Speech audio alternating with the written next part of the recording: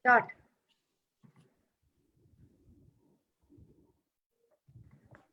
Start.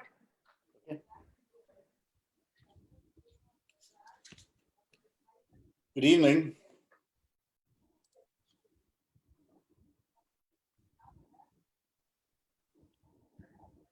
On behalf of the IIID, the Mumbai Regional Chapter, welcome to day 2 of this 4-part series of webinar learning, Parametric Algorithms in Design, powered by high-beck lighting.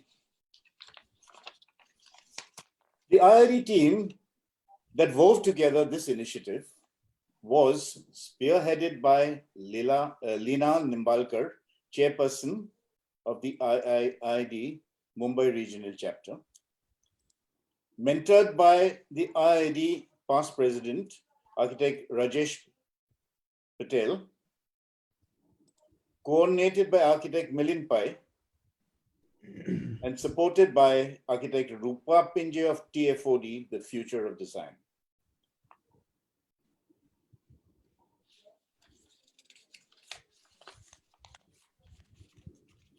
Part 1, which took place yesterday with an overwhelming response, saw architect Amit Gupta of Studio Auspices with some breathtaking images of his work throw light on the integration of computation and design. Before we are taken on another inspiring journey with architect Sushant Verma of RAT Lab, I invite architect Milind Pai, to present an audiovisual of high-beck, the power beneath the wings of this webinar. And while that's been set up, I have to share with all of you the sad news of the passing away of architect Rajiv Shroff on April 23rd, and of Interix, who has been close to many of us in the fraternity. We offer our heartfelt sympathies to the family. Now, high-beck lights. Thank you, Konrad. And this event wouldn't be complete without thanking our sponsor, high-beck Lighting. And as many of you must have interacted with this company, it's a 15-year-old company in the market with distributors and support almost pan-India. And they have been doing excellent work in the interiors and the exterior lighting. So I'm just going to share a short video of theirs for all to see, and then from there we move on.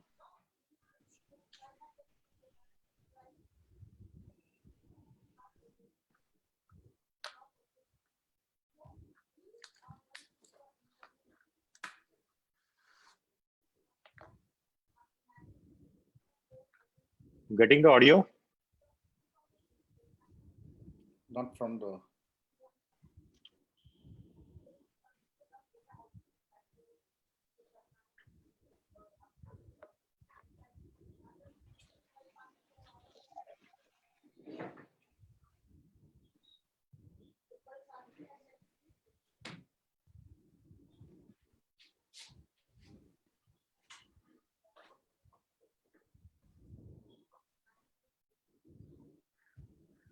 I don't have the audio still.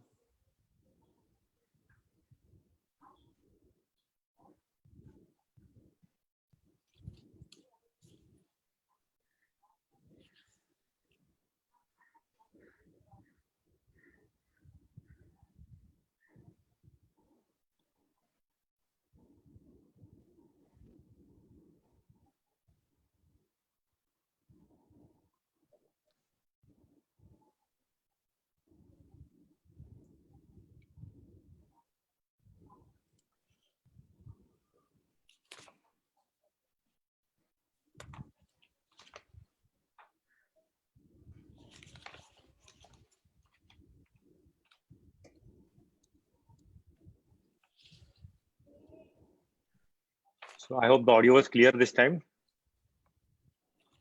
Not for me, I didn't get it. Anyway. You didn't get the audio? No, it was missing. Oh my God. So we'll try doing it again during the presentation sometime later, and quickly move on to Sushant for his presentation now. Yeah, Sushant, so you can get started. Okay, Sushant. Sushant Verma is a design entrepreneur, architect, computational designer, and educator, currently leading RATLab Studio, Research in Architecture and Technology. They investigate intersections of design, art, and technology through architecture, interior design, and art installation. He holds a master's degree in emergent technologies and design from the Architectural Association London and is a former architect at Zaha Hadid Architects London and a senior editor at Arch 20, sorry. He's the founder of RATLab Education, which is an initiative to spread the idea of computation in design through independently organized design workshops for profession and academia. With a host of awards, beginning with the Max Schindler Award from Vienna and Los Angeles, and a finalist for AIA Emerging Leaders Fellowship from Chicago, his work is widely published and exhibited London, Los Angeles, New York, Tokyo, San Francisco, Taipei, New Delhi, Mumbai, among other places. He has been shortlisted in New Delhi among 5 architects for 20 under 35 exhibition at the Alliance Francaise de Delhi, featured as iGen 2017 Top 50 Gen X designers in India. Tagged as a rising star by Surfaces Reporter India, among other features, Sushant joined the elite list of TEDx speakers by speaking at TEDx Gurugram on smart cities need smart design. I think this sounds like a very interesting topic. He also currently heads Smart Labs, India's first 6-month hybrid program on computational design that blends studio learning and e-learning using a technology-oriented approach.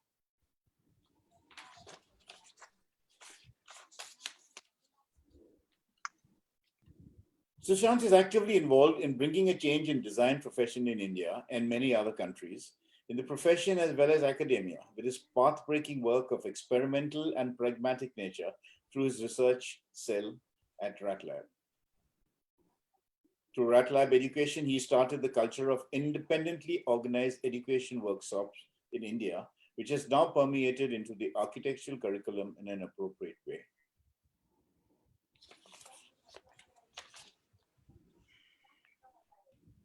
+60 educational workshops, 40+ public talks, lectures, 12 accolades, awards exhibited on 25 occasions, but this is all in words. And Yeah, the picture will we speak. can skip that. We Oh, can there are skip 1,000 this. words. We I can think get we are started all with itching. We will say, let's see. And so with that, I give you Sushant Verma. Yeah. With So alignment, scalability, and collaboration in design. yeah. So Over to thank you, Sushant. Conrad. Thank you All the for best. Enjoy. thank you. Thank you for the warm welcome. Thank you, Milind. Thank you, Rupa, for getting this organized. And yeah, I'm quite happy and excited to be here presenting to all of you. I think one thing which is very sure with this lockdown is I will learn to talk to my screen, to myself, looking at my own face and my own screen, which I think is all of us are going to get used to very soon. So yeah, and I can see there are I think about 664 and upcoming rising number of participants. So I hope I'm audible. I'll try to keep it as detailed as I can. I mean, with the plethora of projects that we have worked on. And let me get started with sharing my screen.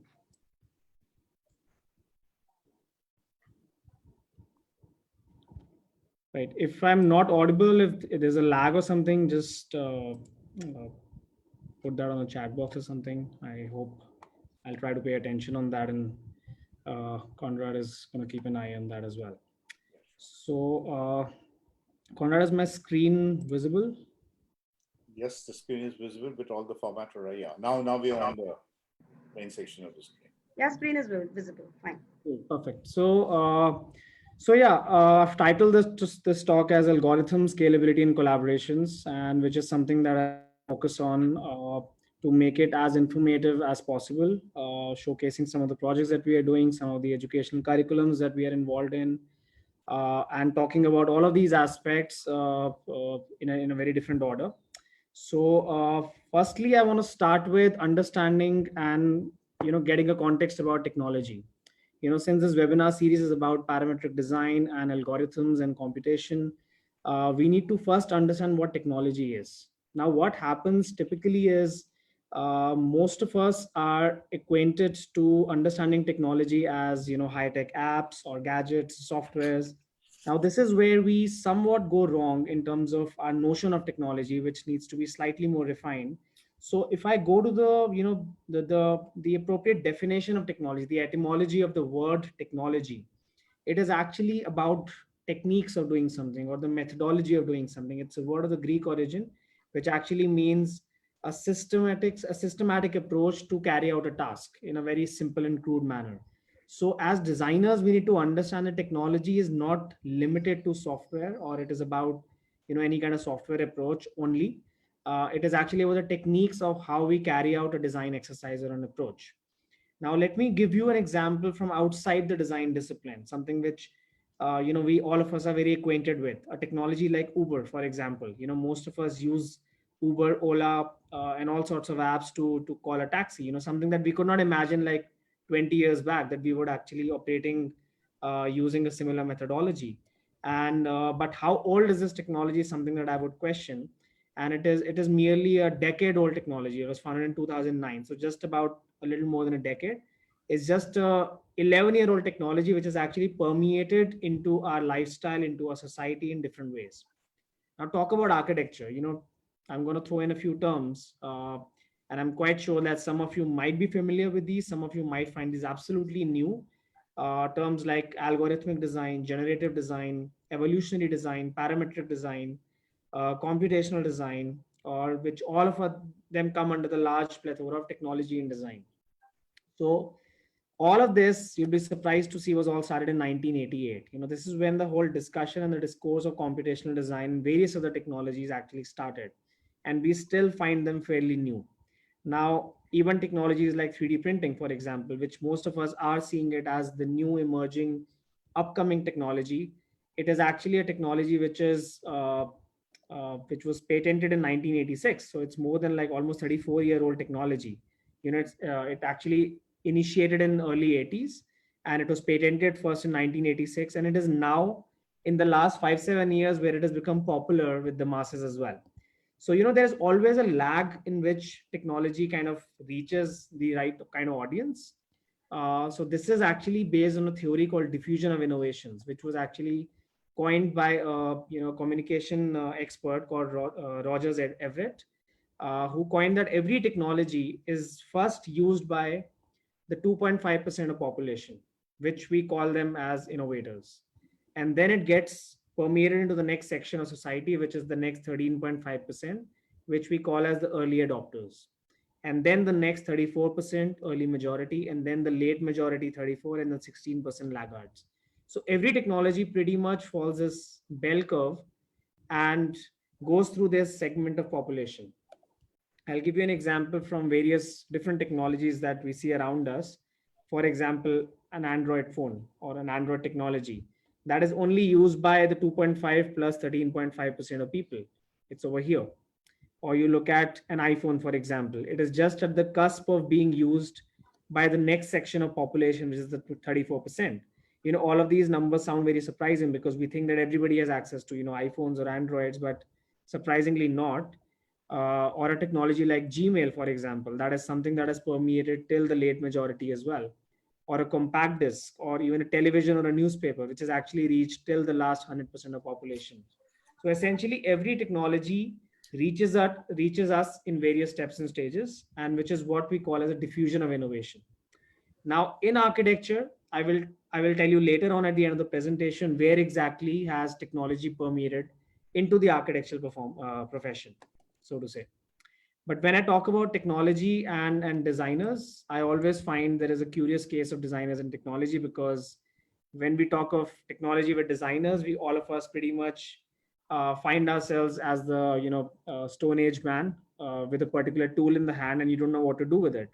And because we are more used to these kind of tools, and suddenly somebody has bombarded this with us.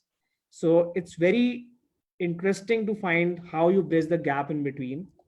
And if you look at architecture and technology, of course, our methods have changed, but technology has always been there in different forms and different ways.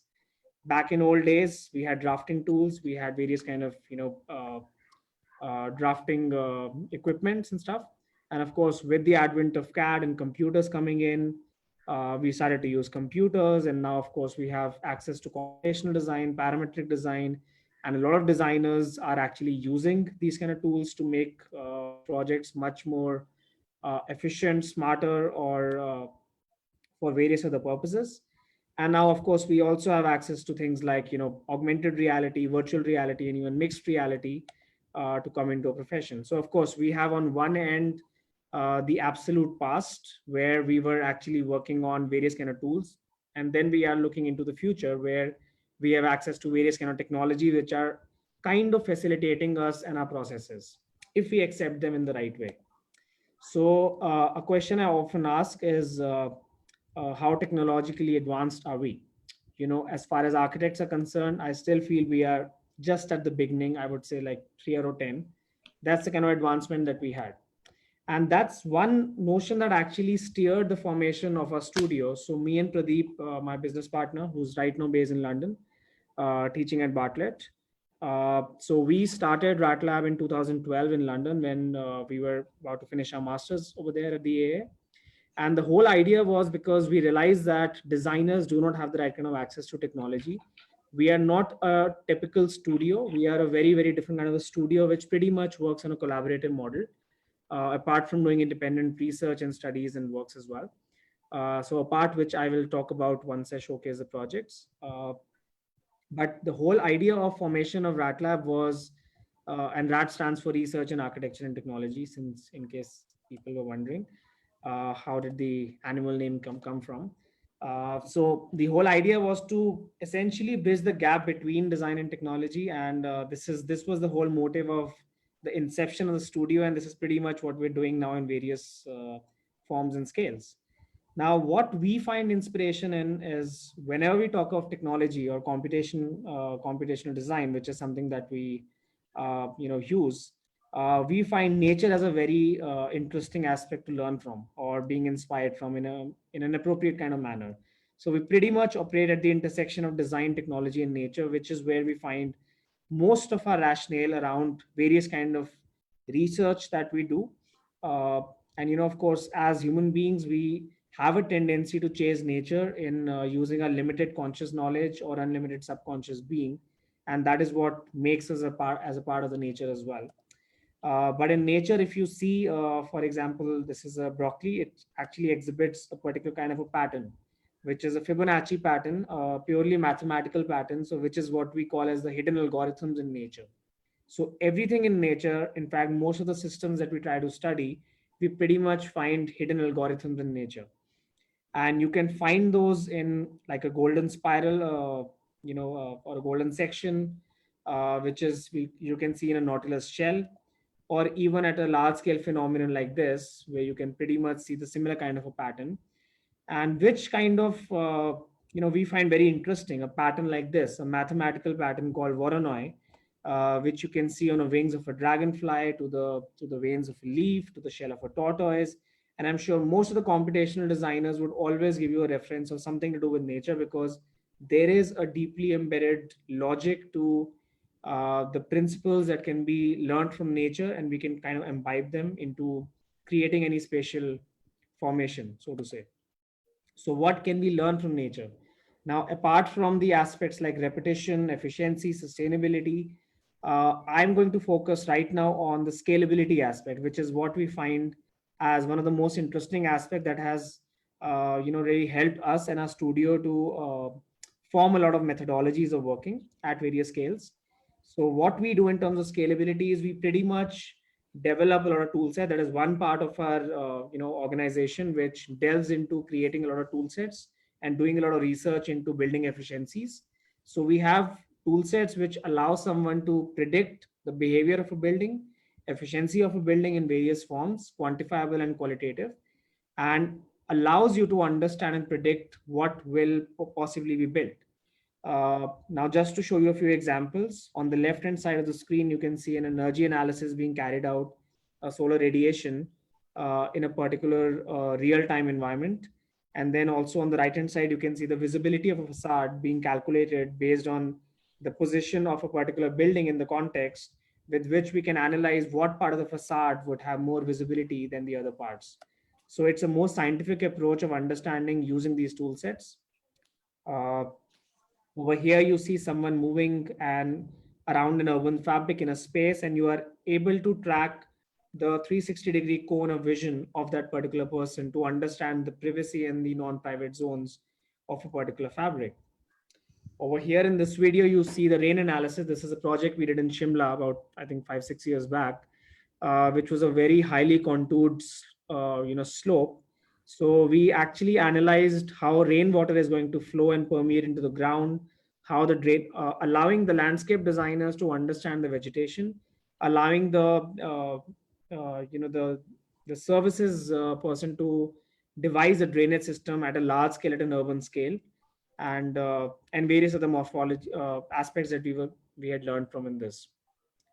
Over here, you see, someone using a tool of a mathematical graph to define the shape of a building, of a skyscraper in this particular case, where we are defining and coded the rotation and the angular variation of a particular floor plate to define the form of a building. So that is one of the many methodologies of actually creating a form. This is one of the very interesting techniques or technology rather which one of our students created in our Smart Labs program, where you are able to track the motion of a hand. I hope you can see the video over here, where one can track the motion of a hand, and in real time you can track that motion and are able to pretty much get into the digital space and control the curvature of a surface. So you're pretty much having an interaction of a human being with a digital technology, and in a very different kind of a dimension altogether. And there are various other kind of tool sets which we keep on developing in our studio and our academic programs as well. So in our practice, in our studio, in terms of the projects, what we try to do is use the scalability as an aspect, to use this methodology on various aspects. And the idea is to utilize simple technology and apply them smartly, because that's one thing that we've realized, that in India, of course, especially, we have access to lesser kind of technologies that you would have otherwise in a global setting. So you have to somehow blend the high tech and the low tech together, which is what we're trying to do as well in various of our projects. So as a practice, we operate on various scales: small, medium, large, extra large, and right from products to furniture to facades to interior spaces to roof structures and urban analysis and all sorts of scales, which is what you can pretty much see on the screen over here, where you can find a lot of installations, some shopping centers, interior spaces, products, restaurants, and a variety of projects that we have worked on in the last 5 years of our Indian practice. And just to give you a glimpse, an overview of a lot of projects, so to say, this is on a smaller scale, on a furniture and a product scale, where we have defined a certain algorithm to create these kind of furniture or product, something that we launched a few years back in various design shows. And that you can see over here articulated at a larger scale, slightly larger scale, into an interior space as well, which is a residential project. And it was fairly, if I talk about the section, it is pretty much, this is the cross section I'm talking about. And you have multiple of these cross sections put together, and which is what this project on a smaller scale is all about as well. And when we work on these projects, I don't know if you have my camera on or not. Yeah, probably you can kind of see me. So you can see a prototype over here, which is in my hand, which is actually of the same furniture which you see on the screen. So everything that we design, of course, is not purely digital. Before it actually goes on to one-to-one scale, we always make prototypes. So something like this, and we have, of course, I'm locked down in my house, so I have limited access to prototypes. So this is another prototype. This is another one. And of course, we have various other kinds of prototypes, and these can be like at various scales. Now, this is a lighting, which can also be a building. So, talking of scalability. So we often make and delve into prototypes of various kinds. And this is another iteration of that project. sec. Yeah. So where you have typical section, this was an exhibition which took place in Mumbai and Delhi both. So we had to look into assembly and disassembly of the entire structure. So we devised a system over here where, without using any kind of so using all dry cladding systems, we could devise a system where this entire 800 kilograms of weight of material could actually be put on a temporary wall and could be locked upon in a very temporary system, which you can see on the screen over here.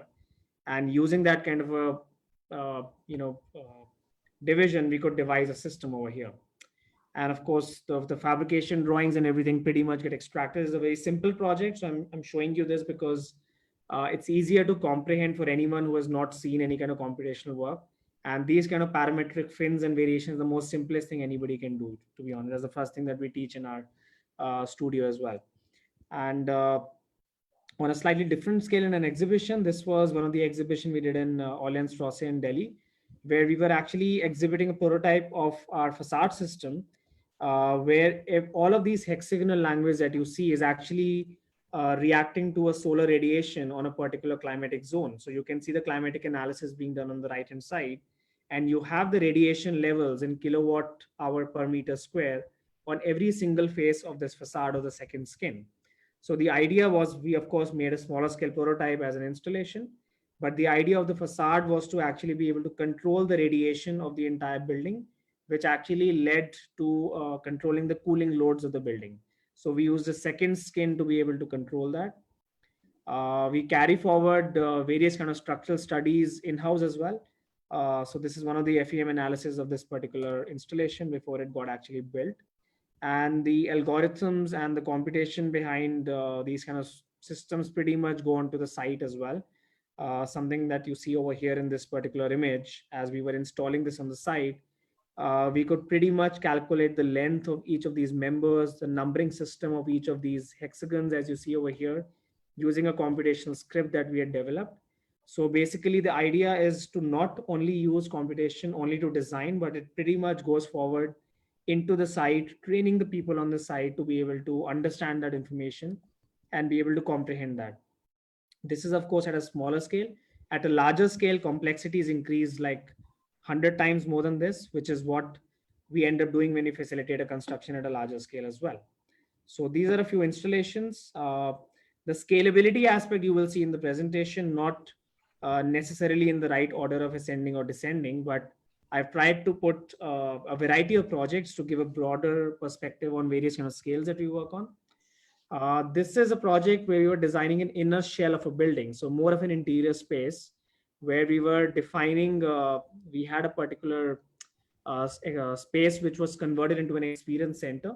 So here we had this challenge of using a material which has not been used before in the particular, in a different manner. So we actually use white marble and CNC milled white marble using a subdivision algorithm. So we created an algorithm over here, which is a subdivision and recursive subdivision, which is you keep dividing a particular geometry a number of times and keep triangulating that. So we followed that process so that a simple triangular panel, which is essentially a triangle, I hope you can see the sketch on my screen. You pretty much find the center point of a triangle, and then you connect that to all the vertices. So then you get 3 triangles. You find the center points of the next 3 triangles and you join to the vertices of the respective triangle. So now we have 9 triangles, and then you keep on doing that process, and you actually end up having 3, 9, 27, 81, and so far and so forth. So you can keep subdividing. However, the interesting aspect that we did in this project was we had varying sizes of triangles over here. So we made the algorithm in a manner that we measured the size of the tooling bit, which you see over here, the CNC mill. So it will keep subdividing and extruding to a 3-dimensional form till the size of the valley is actually reaches the size of the tooling bit. Basically, the moment it goes smaller, it will stop subdividing. And then we could automate the process to a variety of triangles of various size. So this is what the outcome of the project was. You have a pretty much a faceted kind of a language, which was very, very simple to construct and a very, very low cost project. And it's very hard to believe looking at the visual that this is a low cost project, but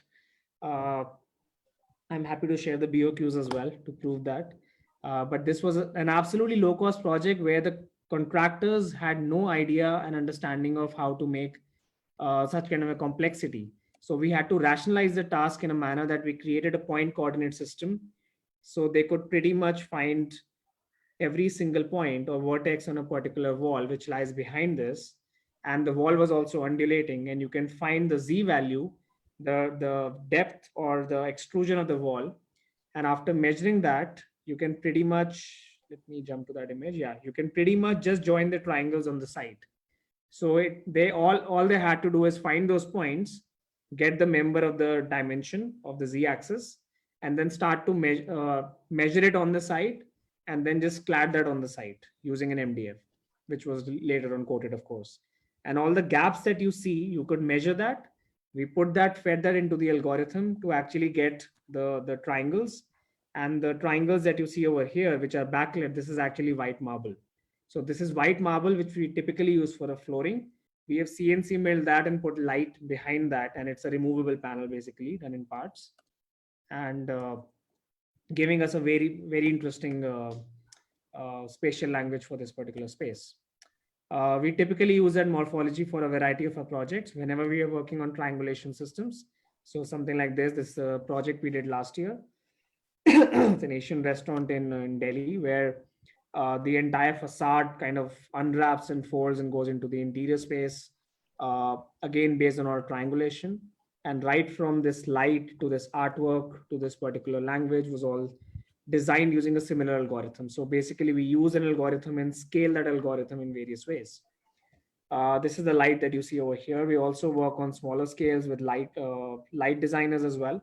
So this was a collaboration with the lighting company where we pretty much designed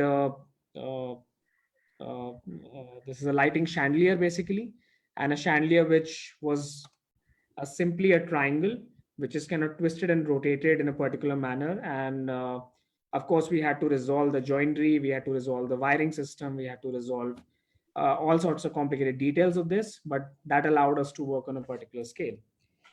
Excuse me.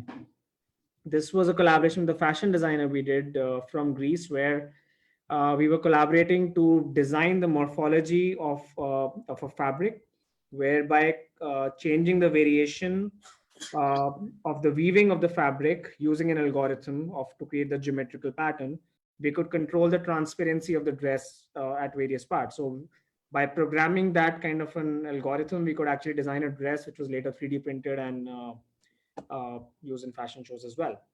This is one of the recent projects we did. It's a very simple office space we did, which was a collaboration with another architects from Delhi. And here, I mean, it's a simple accented language. This is another project where we're using a very cost-effective method. This is for one of the largest hotel brands. So we did like experience centers, pan India, where we're using their brand language of simple alphabets and pretty much using that in a very simple and articulated manner. So just to show you another kind of variety of the scales that we operate on. While we've been fortunate to win a lot of accolades and awards, so this slide is not actually to showcase that. This is actually an award which we designed, which was a very interesting project because this is for a women's design forum, and they floated a competition which we kind of sent in our entries and they shortlisted us, and we eventually designed a trophy which has become the signature of that particular conference, which is actually a women's based conference. It was based on a simple W, which is pretty much sectioned in a particular manner. Of course, we had to work with fabricators to make sure how to do it cost effective, how to get it fabricated in a very, very simple manner, which we managed to do. On a slightly, not slightly, I would say, on a very larger scale rather, jumping onto a larger scale project. This is a project in Tokyo, which we are a part of. It's a shopping center which is a collaboration with another Tokyo-based architectural firm, Non-Scale Architects, who commissioned us to design the outer skin of the building. And if you can see the video on the bottom right of the screen, you can pretty much see the anchor points, how we actually use a physics engine, which is in a digital simulation, and allowed us to create these anchor points and lift certain anchor points where we knew the columns would be placed, and made a tensile kind of a structure, which was later comprehended into a digrid structure. As you can see, you can pretty much see it's a digrid structure, which is imposed on a tensile kind of fabric. And you can see the environmental analysis on the right hand side. So this is the what it looks like from the inside. And all of these panels were actually movable panels, which was programmed based on the climatic information of Tokyo's data, climatic data. Of course, we had a number of consultants on board as well to authenticate the data, and the structural engineers who also could understand the complexity of working on a parametric workflow of the structure. This is a facade project, again, was a collaboration with, and I'm using the word collaboration again because, as I said initially as well, that we delve into collaboration with a lot of architects and designers, and we come in as experts, as computational designers, instead of just being an independent architectural studio as well, where we pretty much take a part of the project or help to facilitate on a certain aspect of the project. In this particular case, the architecture was done by a firm called Design Plus in Delhi, and we were doing the facade of this one. And so the facade is basically typically a faceted kind of a triangular structure. And the whole idea of, or the principles that we had to intervene was, the major parameter was the cost, and how we can make a system which is cost effective, which can help us extract the fabrication drawings and the construction drawings, and which can help us also to train a particular staff on the site to read this drawing and information, because this actually became a very complex looking panel. So we had to reduce the complexity of that. So as as computational designers, we ended up pretty much facilitating the fabricators who had no idea of how to make a complex facade, who were pretty much experts of making simple welding joints. So we again did a simple information of an Excel sheet, getting the point coordinate system, and then using that to find the coordinates to form a particular facade. Transcending to another kind of a scale, these are some roof structure projects we're doing in Hyderabad with another architectural firm, where you can see a larger scale we pretty much put on a smaller scale to understand the complexity of that, to understand the challenges of that, and detail out every single joint based on the prototype, and the information goes back to our original algorithm. This is one of the very interesting project. It's a temple, it's a religious project in South India. And interestingly, we were commissioned this with another architectural firm in Chennai, where the client had a very deep connection with numerology. So the idea was that they wanted everything with related to number 11, which pretty much was our project brief, that you have to work with number 11s, and whatever you do has to go with the number 11. So this is where we found this as an opportunity to club mathematics, algorithms, complexity, sacred geometry, and put this all together to a very interesting architectural morphological exercise. So we ended up understanding and looking at a hendecagon. In fact, a very interesting preview about this project was the area of the site of this project was 11.11 acres. So you can imagine the kind of what do you say, the connection with the number 11 that the clients had. So it was a very, very important number that we had to play with. So we ended up researching into a hendecagon, which is an 11-sided polygon. I'm sure it's a new term for most of us. We're not used to an 11-sided polygon. So we had this as a challenge that it had to be symmetrical also, yet it had to have 11 sides. So we pretty much ended up exploring mathematically what are the various kind of two-dimensional formations of the number 11, what all we can do with 11, 121, and various other connotations of the number 11, and ended up creating certain kind of an algorithmic approach where we could do a form finding exercise, which was controlled by us, but facilitated by an algorithm, where we could pretty much create a plethora of geometries and start to evaluate and analyze all of that based on structural aspects, climatic aspects, services, constructability, aesthetics, and all of these aspects. So you can see this, all of these are a hendecagon or 11-sided based geometries. And of course, we could explore n number of forms. And this is the top view of the final form that we ended up with, which was a simple origami double fold module kind of a pattern, which is of course at a larger scale. And even the height of that was 11 into 6. That's how we presented this. It was 66 meters large. And even the radius and the diameter, all of that we had to work around with, making sure the proportions and the scale that we are working with is kind of appropriate. This is one of the initial renderings of this one, and this is the interior view, and it's still in development, where you have the idol statue being placed over here, and you can see a very morphed kind of a grid, which is also based on number 11. So you always have all of these 11 sides, which all had a different kind of a rationale of articulation. And not just how we kind of design our system as well, we end up kind of presenting our works in various kind of methodologies as well. If you can see this video running on the screen, here we are using an augmented reality to present the particular project, and pretty much using a simple mobile phone, you can pretty much get into the 3D model and are able to kind of see from the inside as well how light is going to come in and change the season and all sorts of things as well. So of course, the role of technology is not necessarily only for designing, but how you kind of present and communicate your ideas as well. This was a project where a skyscraper project in Hong Kong, which we won. It was again a collaboration with an architectural firm in Chennai, where we were actually working on a very simple floor plate. I would call it simple now, but of course, after doing a lot of iterations. And then here you can see that we are using an algorithm to define the angle, the twist angle, the number of floors. And just by varying certain kind of parameters, we actually ended up getting a lot of forms. And then we started to analyze all of these forms and started to design the building skin on the facade of this particular one.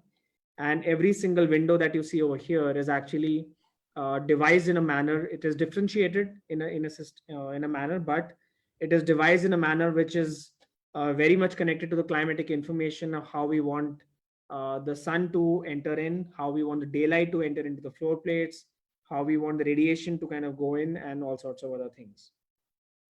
Talking of another collaboration where we developed and another aspect in usage of computational design, we developed this tool for IIT Gandhinagar project, which we worked on, where the tool allowed us to, it's a computational tool, which allowed us to understand the visibility of every single space in an urban fabric, which ended up defining the safety condition, visibility conditions in a hostel. This was another collaboration with the Bangalore-based firm. VA Group, one of the proposals for Infosys, where we ended up defining a tower which was based on the how people move inside the space, how the office space has to be much more efficient. Of course, I can't show all kind of details of the output of the project, but just showing you the intention of how technology played a key role in forming the various kind of analysis for this particular project. This was another collaboration where this firm in Delhi had planned this kind of structures in this design space. So we helped them to rationalize parametrically these kind of systems, how it will be fabricated on a larger scale, how the skin will actually come into place to pretty much have these large scale pod installation spaces defined. This is a project from Saudi Arabia, which we did, I think, 2 years back. It's a restaurant where you can see the similar light that we were seeing before on one of the slides as well. And this is a restaurant in Mumbai, in Goregaon, in fact. So people from Mumbai can go and check this out. It's a very fluidic kind of a space. So we were designing this restaurant for various cities and for this client.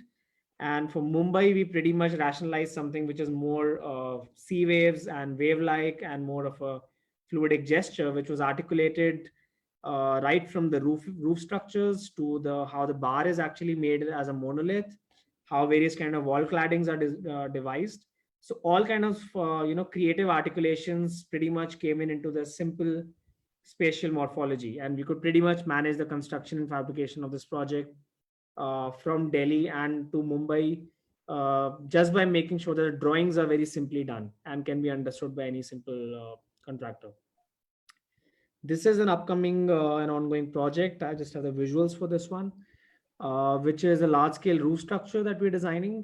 Again, a collaboration with a firm in Delhi, Creators Architects, uh, where it's a triple skinned roof structure which has particular certain kind of functions.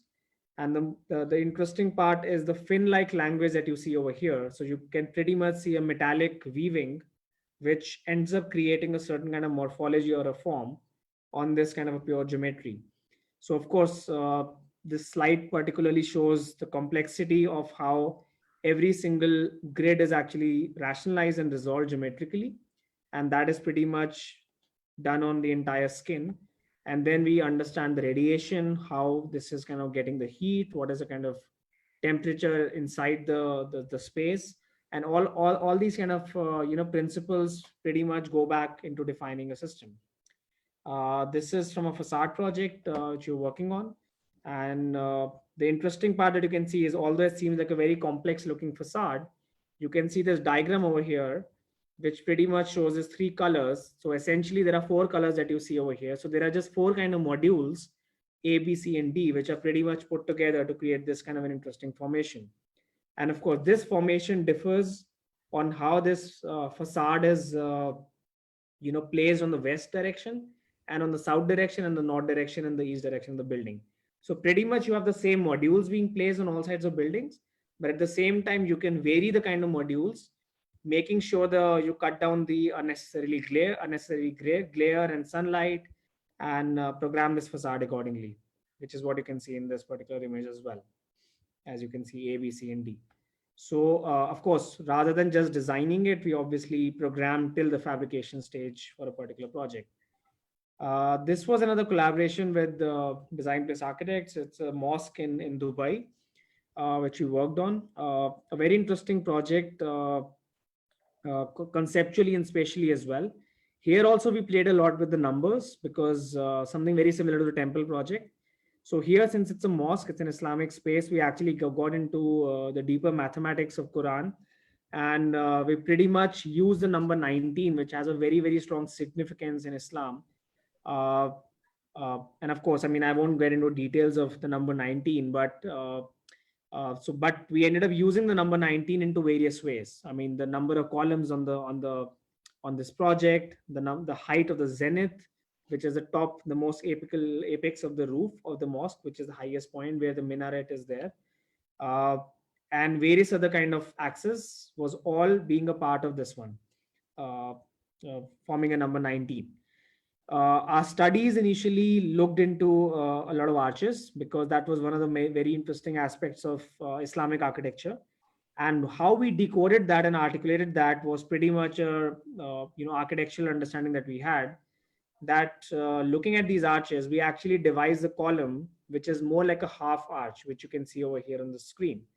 And the idea was that we program these columns in a manner that when you see them at an axis, as you can see over here in this diagram, it forms an arch. So basically there are no arches in this project. There are only columns, which is 19 into 6. There are about 144 columns. And all of them are placed in a particular manner with an increasing height, that when you see the vista, you see the arches being formed. And the moment you see the arches, it is actually you facing the Qibla, which is the west wall. So in this particular case, the only way to orient towards Qibla, which are these walls, is to follow the columns.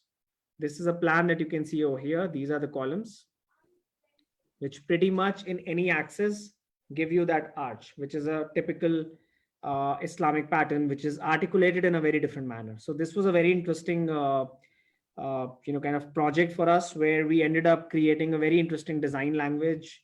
And of course, computational design was used to define the kind of spatial complexity of this and the morphology of this project, right from the patterns, the skin, even the flooring patterns and all of that was all based on the Islamic aspects that we saw upon. But yeah, one of the most interesting aspect was to look at these columns to basically form a semi-pointed arch. And that's where you're facing the god, basically. At another kind of technological intervention, this is a very interesting project we did with a Delhi-based firm. It's an upcoming convention center in Delhi. which is where we were introduced at a point where there are some auditoriums as a part of this convention center, and as a part of the standards that were being followed, we had to do a visibility analysis on the auditorium. So we actually devised a very interesting tool. So since there was no software available to do this, we actually devised a sightline analysis using computational tools. So we had to generate our own software or a toolkit where every seat, as you see over here, is onto the center of the stage. And it checks if the rays are being intersected by somebody sitting in front of you, any column, any beam coming in front of you, or any other object. And it pretty much gives you the amount of visibility on that particular seat and define the color code of that. So every seat is being analyzed and you are getting the visibility of every single seat one by one. So this was a 6,000 seater auditorium, and we could analyze all of that pretty much through an analysis. And at the end, of course, we had all of these red seats which have lesser visibility. All the green seats are good ones which have good visibility. Black are absolutely a no. And then you have the yellow seats, or the intermediate ones. So we use that iterative process again and again using the tool to be able to understand visibility of every single seat. So basically for every seat, and I can export that information into an Excel sheet of all the 6,000 seats, that what is my seat number, what is the distance from the target, what is the elevation of the seat as a cross section of the auditorium is like this, and you have this seat, and you are checking the visibility on the stage, and you also see the visibility of that particular one. So at the end, our task was to improve this number and bring this up and reduce this number. So that is how we are iteratively trying to optimize the visibility of this auditorium. And at the end, you can see the 3D model where with the color coded information of all the seats and the visibility. And that is one very interesting approach to using computational design, not just for form finding, because computational design played no role in the form or the design of this particular project, but rather in defining the efficiency of the auditorium through a visibility. This is a tool, very interesting tool that we developed last year, SpiroRat, which is a tool for mostly Grasshopper and computational design users, where the idea was we were really interested in a spirograph, which is a mathematical graph to create these kind of patterns. I'm sure people can relate to this one because you may have played with this kind of a toy or a tool, which allows you to create this spiraling pattern. But what we eventually did was we ended up looking deeper into the mathematics of the formation of this pattern. And in fact, we use this tool in the temple project as well, which I showed you initially. The flooring of that was kind of derived from this using this tool. In this particular case, so we are looking into epitocroids and hypertocroids, which are mathematical curves, and we define that code into an algorithm to create this kind of a pattern digitally.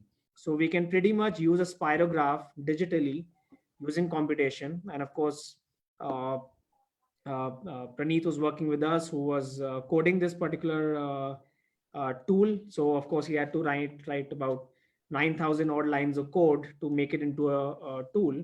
But then once we had this tool ready, we pretty much floated this onto various kind of designers and artists and architects who can now use that to create various kind of patterns by using the principles of a spirograph, where you define the parameters of the ring size and the wheel size and where exactly you want to choose the hole.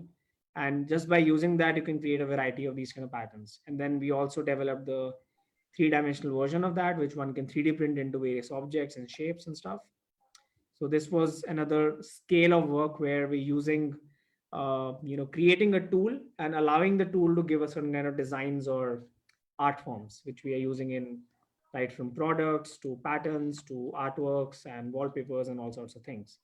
And of course, plenty of other things which have led through this SpiroRat formation. A lot of interior designers are now collaborating with us to get this into various kind of artworks for the spaces and stuff like that.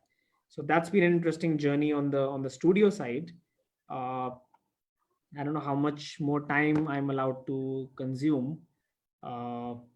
If Conrad can share, you can do it. I can. Okay. Yeah, cool. continue. Yeah, so that's the scale of things that you've seen, and a lot of collaborations on the professional side of things. And Apart from that, I also run RatLab Education, which is what we co-found, which is what we started in 2015 when I moved back to India uh, after having a decent amount of global exposure working in UK and US. And moving back to India, I realized that there was no formal education in computational design, or there's no dialogue of computational design in India, which is what I found something that one needed to work on. So we pretty much stepped up after doing a lot of workshops internationally. This was from a workshop in Taiwan. And after doing a series of workshops in Delhi, Mumbai, this was in Taiwan, in Tokyo, in Italy. Recent ones were in London and Ukraine and Belarus. And we pretty much have been doing a lot of workshops. I think we've done more than 75 workshops with more than 3,000 students who've been a part of our workshops, not just like students, but professionals as well, of various kind of age groups, who have now taken this forward into their professions as well. And so that's something that we were very fortunate and proud of seeding into the curriculum where, and now of course we're working with a lot of colleges as well, and to redefine the curriculums and doing a lot of workshops, which eventually led to the 6-month program that I had, which is a mix of studio and online learning. It's called Smart Labs, where I have like expert computational designers from different parts of the world who pretty much make use of the online education. So even before this, pandemic struck all of us and everybody went on to online education, we were already doing education utilizing the technologies like Zoom and various other platforms. And this is the this is all our student work, which is what my students have developed over various kind of exhibitions that we've done for Smart Labs at various scales. And of course, we're integrating various kind of technologies, right from prototyping to building efficiency to augmented reality to interactive design. And all of that pretty much comes down as an experimental lab where people kind of learn computation design through a period of 6 months, and pretty much try to become experts of that. And yeah, this is my last batch of students graduating from Smart Labs. Right now we are on to the 4th session, which is about to start. And then we also launched Global Visiting School, which is what is conducting workshops in various other countries as well. So something that we have been very fortunate to be a part of in various other countries, and then pretty much putting a footprint of on a global map, and bringing in all the experts to India as well. And of course, how I'm trying to redefine that over the last 5 years, I've been like trying to document this entire journey and process as well. So this is one of the upcoming books that is coming up, if you can see on my screen as well. I'm not promoting this right now, but I'm just showing this because this is not out yet.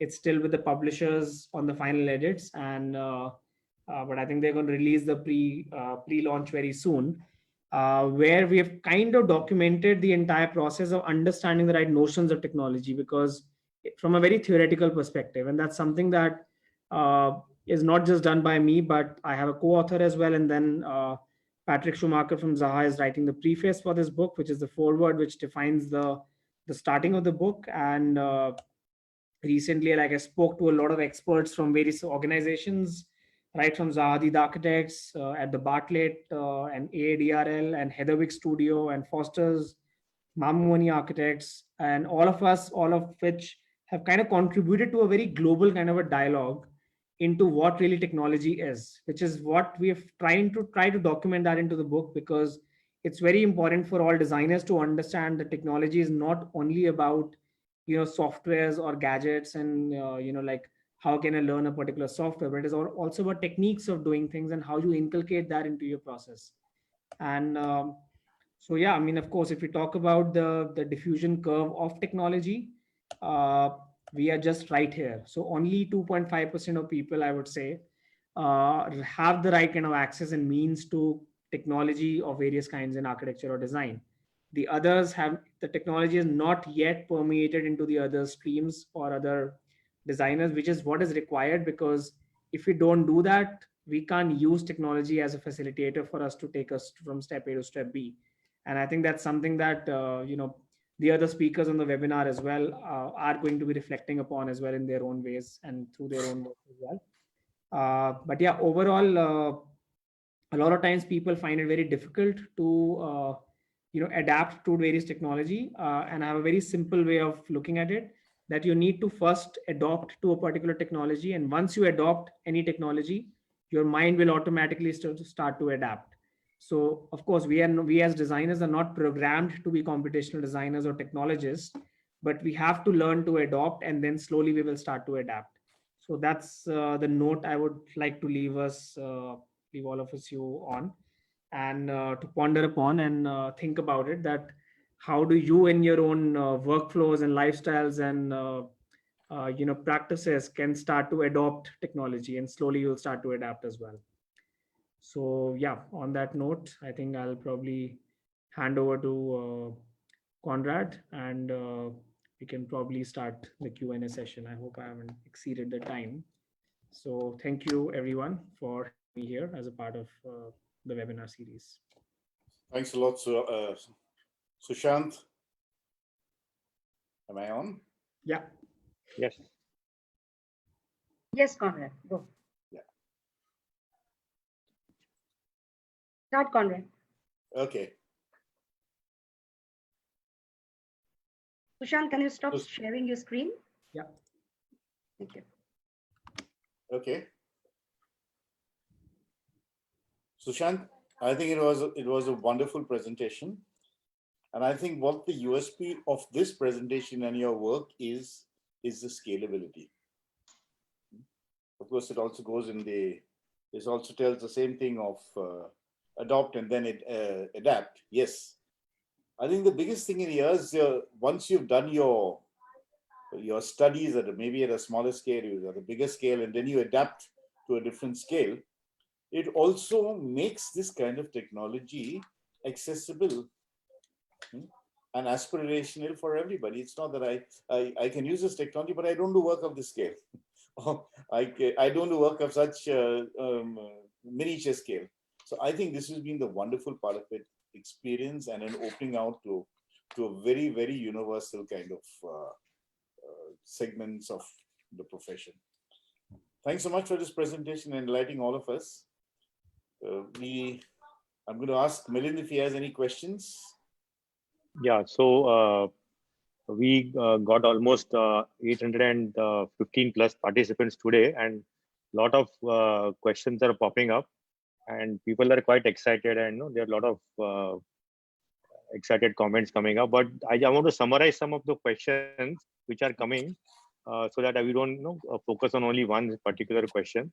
So most of the questions are coming in the direction of how does parametric design relate to our traditional architecture like temples and all. Was there any form of parametrics algorithm used in those structures?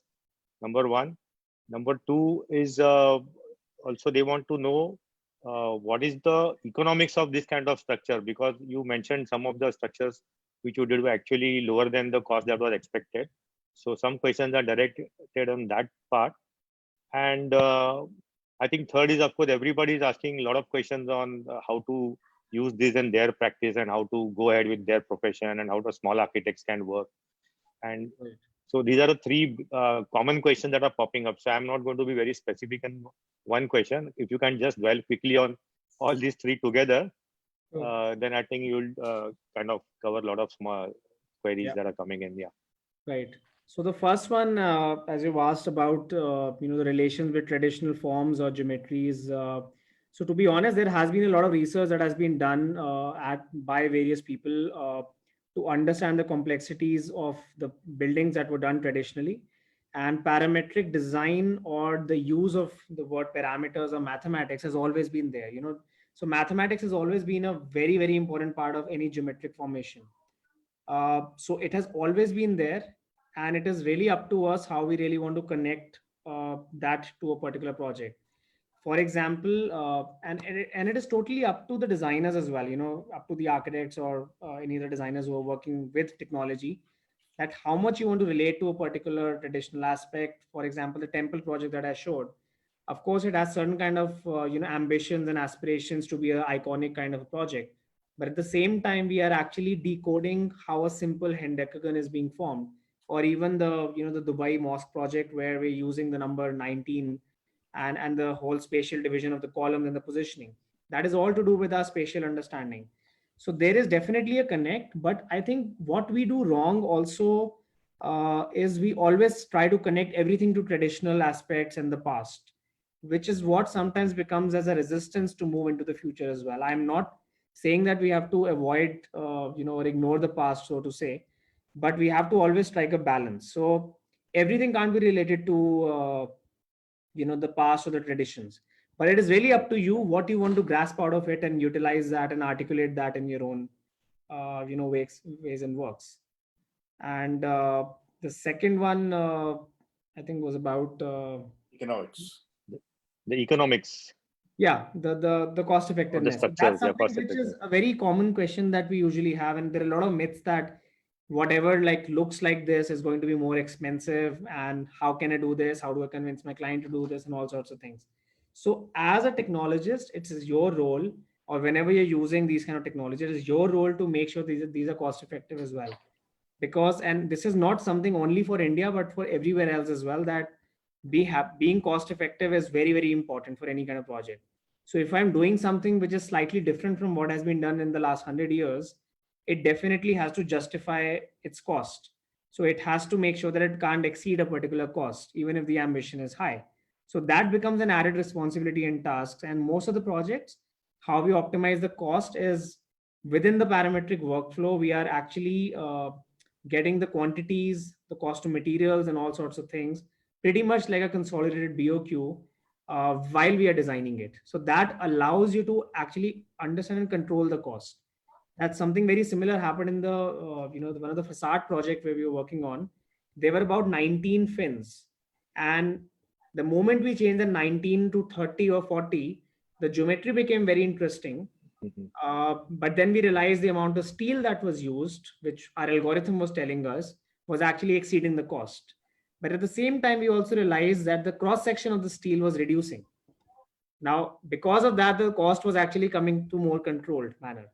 Now, this kind of a complexity in mathematics, we need to adapt ourselves to. And pretty much in a parametric workflow, we do take into account and factor in these aspects. And so, yeah, I mean, things can be controlled in terms of cost if you use the technology smartly, I would say. Okay. And I know it's hard to believe till you actually do it. I Mhm. totally get that as well. Third thing was, Yeah. So a lot of youngsters have popped up this question as to how they could actually get onto this kind of thing in their profession. right. And So, also, I also saw your bio in which you mentioned that one of your missions is to work for the underexposed students so that, the parametrics as a whole can be propagated in Indian context. right. So that also adds to one more question. What do you see a future for this parametrics for our Indian designers as a continuation to this question, like all Yeah. put together? So, yeah. So, firstly, I mean, regarding how can you use this, firstly, start getting adapted to any technology that is out there. Like, that's one thing that people don't do right now. We are very satisfied and happy with what all we know.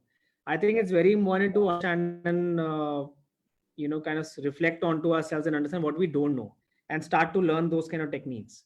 So, we can't be just happy with learning certain kind of techniques and tools. And many of the technologies that I'm showing here, many of the tools that I'm showing here, pretty much a lot of things are available online, and there are a lot of programs, there are a lot of resources. You have to read, you have to practice, you have to learn these kind of tools. I don't want to name a software, so to say, but yeah, if I have to generalize, like softwares like Grasshopper, Rhino, Python, any other kind of scripting languages, these are not very difficult to learn. Of course, it takes time, and something that I started to understand when I was, I think, in my undergrad studies in my third year or fourth year. And that time we had no access to any kind of YouTube videos and stuff like that, or any kind of books that were available. All that we knew was trying it by ourselves. And to be honest, I think you have to trust yourself. You are much smarter than what you think and believe you are. The moment you open any tool, any software, you will be able to learn that. That's my like advice to a lot of young people out there. I know the more you get older, you get more resistance to learning, but you have to learn these kind of tools, and plenty of information is available. And what we are trying to do is what you kind of got from my bio as well. So that is actually a part of the mentorship program that I'm a part of, which is by Government of India Niti Aayog, where I teach various kind of design tools and technologies to uh, non-design students as well, which happens like once a few months, where I interact with school students to teach them about things. And we also introduced our tool called Spirorat, which allowed them to understand the mathematics of a simple geometry. And architecturally and design wise, we do keep conducting workshops in various cities. Uh, we've done, I think, workshops in more than like 25 cities now globally. Okay. And we also started to conduct online workshops now. With the pandemic, we had to cancel one of our previous workshops in Chennai, and then we floated up online, and we had 55 students being a part of that workshop. So I think these are the things which are allowing us to create more awareness in education as well. And initially, I remember like in 2015, when we did our first set of workshops in 5 cities across India, nobody was talking about these kind of workshops. And now if you see, like, there are about 40 odd people doing these kind of workshops. Many of them are my students who have learned from me and now able to take that knowledge to someone else, and the it's kind of spreading. And that is what I'm enjoying from a practice point of view as well, that we are able to get a lot of people in the industry who are acquainted to these kind of techniques and tools because they've been a part of such programs, either from our studio or somebody else's. So I think it's a very open-ended community, which is evolving, which is growing. And yeah, hopefully a lot of young students can be a part of this. Yeah, so I think you more or less addressed this queries coming on the parametrics, myths, and things people are always talking about. And before actually, Shutan, I think we are more or less, I think, got all the questions across. And now I would just like to put that visual again, which we missed out the audio, if you all don't mind, before I hand over to Conrad for any further questions or winding up. Just give me a moment.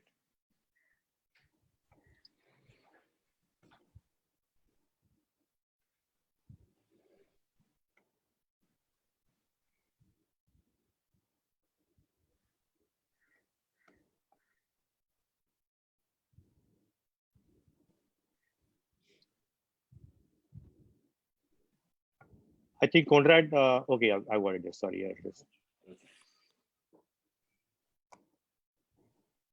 Yeah. So here we go.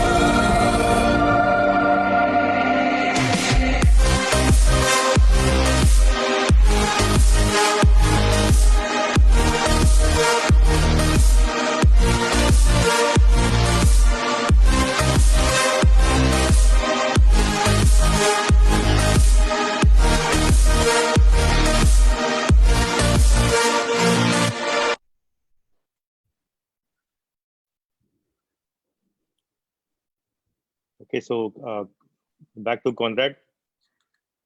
Yeah, thanks so much. I think it's been a super afternoon.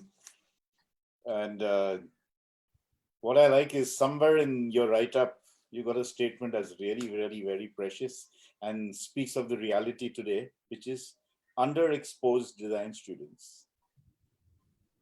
Let us all try, and maybe you can guide us how we can reduce this No, and I think increase. what you're doing with this initiative of this webinar series, I think is fantastic. And I have to thank you for creating this platform and creating this engaging platform rather, because you are creating that exposure right now through this webinar series. And I think that is very important, not just for students, but for other professionals as well. And as you can see, like many of the works that I was showing today was actually collaborative works with a lot of other designers across India and outside as well, and which is where the power of future lies. You have to learn to collaborate, and I think exposure is definitely less right now. We have a lot of knowledge, information out there, but we need to convert that into knowledge for us, right? So exposure is very important, which you are rightly doing, and hopefully people can utilize this and many other platforms which are available to increase their knowledge base and get more exposed to what's happening in the world of technology as well, which I think plays a fair bit of role in the future of architecture. In the area of collaboration, there's the future going to be people who know everything, or specialists? People are going to be specialists in specific fields, so that you can collaborate, and that way your investment in technology space and the time that you spend, and each project gets enriched. Well, how do you see the future, or what do you advise to people who are starting off? I think so. I mean, it has always been collaborative. This is something that we have, especially architects, have this myth, and I'm going to be bluntly honest here. Like most of the architects are programmed with a lot of ego and and a kind of false awareness that they know everything, and none of us know it all. That's the reality. So we need experts. I don't know a lot of things, and I need a team of experts to work with. I need to collaborate with certain people to do that. Similarly, all of us need people and experts to do that. An architect can't do the job of a structural designer. An architect can't replace an environmental consultant, for example. An architect cannot replace an MEP consultant, for example. And similarly, we need to accept that you can't become a technologist as well. So there is definitely a role of computational designers, which is right now in our ecosystem. And I think that's where you require experts to do that. You can't do all the research of mathematics. I need a mathematical expert to do that at times. I need a biologist as well at times to do certain kind of a research. And that's something that, most of the successful practices, have this in common, that they are very collaborative in nature. They have a series of experts working on various things. And I think times have gone when you can celebrate a single architect as the hero of a particular project. So it is all about collaboration. All of us need to kind of walk together to make innovation happen, because only if we collaborate, we are getting outside of a comfort zone, and that is where innovation is happening. Otherwise, innovation doesn't happen. We can all do very standard, simple work, which has been happening since last 150 years. But to make innovation happen, you have to collaborate. You have to kind of do something which has been not done before. There has to be a sense of novelty. And hopefully, I think this, this strange and weird and the time that we are into right now with this pandemic, where the world is at a pause, I would rather see the opportunities that the world is as connected as it hasn't been before. We are all connected from different parts of the world. We are fighting the same war against, the virus. And this what tells us that we all are together, and this is what we need to do. Use the time, use the opportunity to create better avenues of collaboration as well. To be honest, in this time, we started 2 new projects, which are collaborative projects with people or architects from different cities, which was not happening when the lockdown wasn't there, because there were constraints about the geographical constraints. And now certainly everybody has realized that it is very easy to communicate online. It is very easy to collaborate, even if you're not located in the same place. So I think that's the beauty of the time. We have to gauge the opportunities and utilize them. Great, that's nice. So we are going to that. In fact, I've also evolved a mantra on this, which is very important: knowing what you do not know. Because unless you know that there are other areas of your knowledge which are not complete, you won't be driven to collaboration. But what you said is also really true here, that we are collaborating today because we've been stopped. We paused in our life. We are forced to collaborate. We realize the richness of this collaboration. The very fact you probably wouldn't have had the opportunity to listen. Now wouldn't be having so much time to share such a long program with us. Thanks very much. I think this has been great. Is there anything else? You also have something on. Do we have time, Rupa? There was something about smart spaces which you mentioned about, which would be. Can we? Yeah, we have a bit of time. You can go, but Okay. not much. There's something in your write-up which spoke about it. Could we embed intelligence in our spaces? Right. No, I mean, that's a very generic thing. I think about smart education is what I really believe in, because that was a mention that I made in my first TEDx talk. Smart cities, because that was a time where everybody was pretty much chasing the future of smart cities and, like how to digitalize a lot of things. Where there was an interesting study that we did at that time before that talk, which pretty much led me to say that we lack smart education. And we don't have the right, again it'll come back to the same conversation of the right exposure. We don't have the right exposure, and institutional void is always there. So there is a sense of institutional void which exists in our spaces, and it's going to take time to adapt to that. It's not that your curriculums can change immediately. So you have to adopt to smarter ways of educating yourself, which is what this online wave that is happening right now. Digitalization is being forced onto us right now. We need to utilize that, and that's where smartness needs to be embedded into our environments, so to say. So yeah, I mean, I'm really an advocate of smart education, or the future, or the next gen education. In fact, something that I can throw some light on is, so I'm working with this 3 other experts. So there are 4 experts, one from India, which is myself, and then one from Turkey, one from USA, and one from Italy. All of us were planning this conference, which is now happening online. So it's an online conference with 4 experts of computational design, which is where we are giving mentorship, we are giving workshops, we are giving some interactive sessions, all happening online in a 2-day conference. It's happening in June.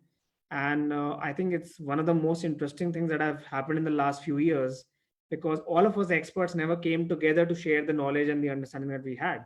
And all of us had a very interesting, different yet similar global journeys in our own avenues, from architecture to becoming a computational designer and finding our own spaces in the global ecosystem. And that's something that we are sharing. So I think this is what I call as smart education, where somebody sitting in Italy or somebody sitting in USA can actually impart knowledge to somebody sitting in a tier 2 city in India.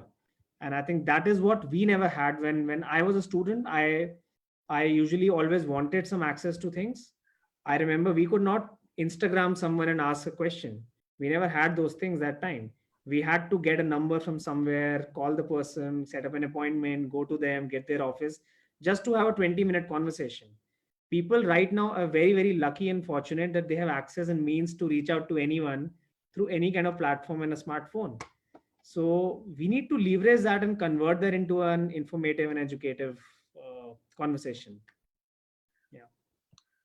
Thanks, Sharad. Are there any other questions, Milind, on this? And Rupa, do we have any more time, or we've run out? No, I think We've run out. fantastic. Yeah, we are actually. Yeah, we should. Give overshot. There were a lot of questions, I think, but There are plenty of questions. In fact, we can go on and on. some other But time. we should Yeah. respect the time Mhm. parameters. So great. I think thanks to everybody, to the people who put this together, conceptualized, Rajesh, driven by the leader, architect Leena Nimbalkar, Milind, who really did the legwork of putting it all together. I just had this last small little job to put it all together here in real time. And of course, Rupa with the future of design. It's a super title for her publication company and these events, the future of design. I think that's important. And Thank there's a lot of takeaways from this. And what I want to say is that I think the biggest takeaway, the USP from other presentations I've also heard, is this scalability. You can take something, you can do it small. So you can be very aspirational to get this kind of, adopt this kind of technology and then scale it later. Thanks so much, Sushant. Thanks, Thank you. everybody, Milind. Pleasure being And here. thanks, everybody else, for joining in. We have Extremely 2 more sessions. proactive audience we have got actually, and extremely compliments. You can actually go through the chat, Sushant, and check it out yourself later. Absolutely, I'm doing What that. I must mention here is that we have tomorrow one more session. In fact, we have 2 more sessions. One is tomorrow. Then tomorrow we have Nuru Kareem. Okay. And one more session the day after that, which I'll tell you about. So please don't miss out on that.